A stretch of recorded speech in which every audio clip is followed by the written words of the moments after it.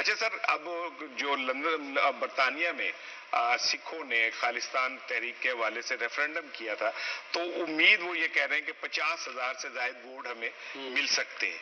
और इसके बाद ये सिलसिला कहाँ तक जाएगा?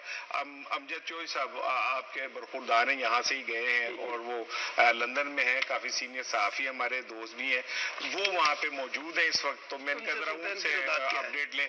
अमजद साहब, क्या अपडेट है रेफरेंडम के हवाले से? जी सहाराना साहब, अभी तक तो रेफरेंडम का रिजल्ट सामने नहीं आया, क्योंकि इंटरनेशनल ऑब्जर्वर भी वहां पे मौजूद थे और इसको अभी टाइम लगेगा इसका रिजल्ट सामने आने पर। लेकिन जो कुछ कल वहां पर हुआ वो आप सबने देखा, फुटेज में भी आपने देखा कि वहां पे हजारों की तादाद में लोग पहुंच गए थे और क्यूएं लगी हुई थी और बहुत सारे लोग जो है वोट डाल नहीं सके। और ये सिर्फ अभी लंदन का रेफरेंडम था, इसके बाद मैनचेस्टर, बर्मिंघम और दीगर सिटीज में भी इसने जाना है और उसके बाद अमेरिका, कनाडा और फिर आखिर में ये पंजाब में जाएगा। बहुत सारे लोग वहां पे जो है वो अब बहुत सख्त खिलाफ हो चुके हैं कि जो वहां पर किसानों के साथ मोदी गवर्नमेंट कर रही है, जो सिखों के साथ कर रही है, ये तमाम जो है उस चीज का एक किस्म का रिवेंज आप कह लें कि लोग हजारों की तादाद में वहां पे पहुंचे और अब वो खालिस्तान बनाना चाहते हैं। उनका मानना था कि उन्होंने पहली ईंट रख दिया और इसके ऊपर अब खालिस्तान की इमारत खड़ी होगी, खालिस्तान का नक्शा भी वहां पर पेश किया गया।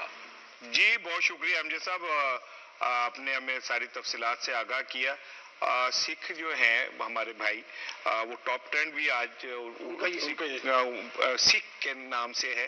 तो मेरा ख्याल है कि जो लंदन की वो ये आगाज है, ये खाली सिर्फ बरतानिया में नहीं है सर, ये पूरे यूरोप में और उस हिस्सों में जाएगा। तो क्या कोई रिजल्ट नजर आता है इससे?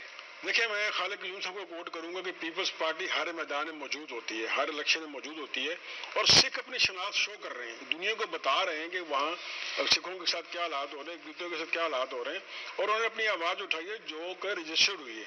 आप देखें जो हमारे जो नेशनल इदारे हैं, यूएन वगैरह, दूसरे ह्यूमन राइट्स के, ये सब ये चीज़ें, ये आप शायद ये एक्सरसाइज जो है, कुछ हमारे दोस्त कहते हैं ये मॉक एक्सरसाइज है।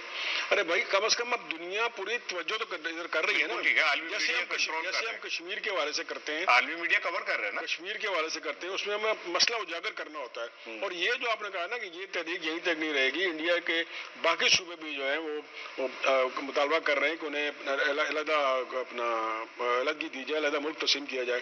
और जब ये आवाज बार बार अपना गूंजती है ना, बार बार ये नॉक करते हैं, बिल्कुल, तो ये आवाज सुनी जाती है और रिजल्ट इसका हमेशा लेट आता है। देखिए पाकिस्तान बना, कितनी जदोजहद थी कायद आज़म के, उनके साथियों की, हमने मुल्क हासिल कर लिया ना। तो इनको भी, जो हमारे सिख भाई हैं, इनको भी ये कंटिन्यूस स्ट्रगल करनी पड़ेगी, सिर्फ एक आधे रेफरेंडम से, एक आधी चीज़। और ये पूरी दुनिया में कर रहे हैं, सिर्फ ये नहीं कि लंदन में, अमेरिका में, बाकी मुल्कों में कर रहे हैं। अपनी आवाज़ उठाएं, जब ये आवाज़ उठाते हैं तो उस मुल्क की हुकूमत जो वो भी नोटिस करती है कि ये क्या कर रहे हैं, क्यों कर रहे हैं। बिल्कुल ठीक।